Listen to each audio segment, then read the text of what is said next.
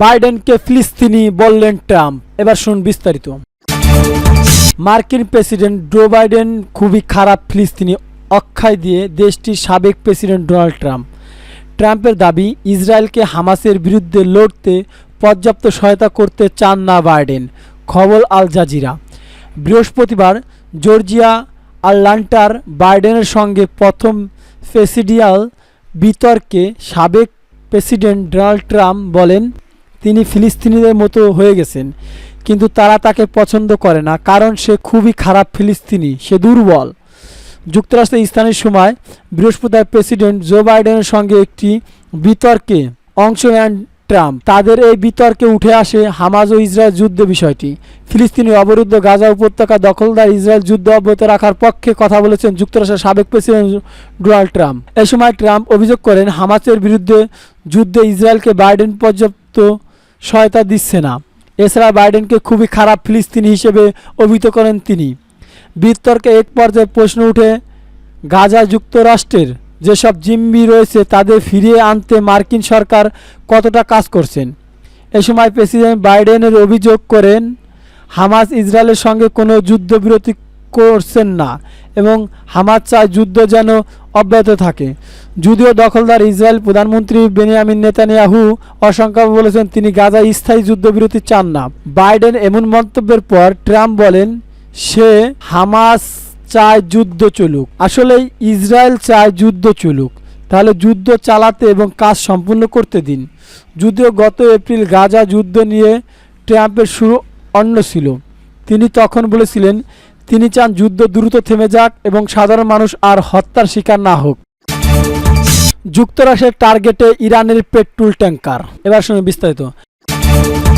মার্কিন পররাষ্ট্র দপ্তর ইরানের তেল পরিবহনের অভিযোগে 3টি শিপিং কোম্পানিকে নিষেধাজ্ঞা ঘোষণা দিয়েছে। এই 3 কোম্পানি সবই সংযুক্ত আরব আমিরাত ভিত্তিক কোম্পানি।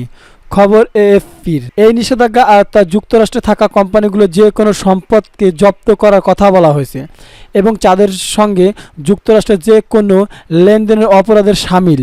যুক্তরাষ্ট্র বৃহস্পতিবার ইরানের তেল পরিবহনের জন্য শিপিং কোম্পানিগুলোর বিরুদ্ধে নিষেধাজ্ঞা ঘোষণা দিয়ে বলেছেন, এটি দেশটির প্রেসিডেন্ট নির্বাচনের প্রাক্কালে তেহরানের পারমাণবিক কর্মসূচি জোরদারের প্রতিক্রিয়া। মার্কিন পররাষ্ট্রমন্ত্রী অ্যান্টনি ব্লিংকেন এক বিবৃতি বলেন, গত মাসে ইরান তার পারমাণবিক কর্মসূচিকে এমনভাবে আরও জোরদার করার পদক্ষেপের ঘোষণা দিয়েছে যার কোনো শান্তিপূর্ণ উদ্দেশ্য নেই। তিনি বলেন, ইরান তাদের পরমাণু কর্মসূচি জোরদার করা অব্যাহত রাখা যুক্তরাষ্ট্র এই নিষেধাজ্ঞা আরোপ করে বলেছে, আমরা ইরানকে কখনো পারমাণবিক অস্ত্র পেতে দিব না। এ ব্যাপারে প্রতিশ্রুতিবদ্ধ আছি। আমরা এটা নিশ্চিত করতে দেশের সব শক্তি ব্যবহার করতে প্রস্তুত। এবার উত্তর গাজায় ইসরায়েলের গণহত্যা শুরু। নিহত বেড়ে 37,775 জন। এবার শুনুন বিস্তারিত। ইসরায়েলি বাহিনী এবার উত্তর গাজায় সুরাইজা এলাকায় নতুন করে ভয়াবহ বিমান স্থল অগ্রাসন শুরু করেছে। হামাসও হামলাকে পূর্ণমাত্রায় যুদ্ধাপরাধ হিসেবে বর্ণনা করেছেন। গাজার সিভিল ডিফেন্ডার জানিয়েছেন, বৃহস্পতিবার ও শুক্রবার গাজা শহরের পূর্ব অবস্থিত সুজাইয়া আবাসিক এলাকায় ইসরায়েলি বিমান হামলায় অন্তত 61 জন ফিলিস্তিনি নিহত এবং আরও শতাধিক মানুষ আহত হয়েছেন।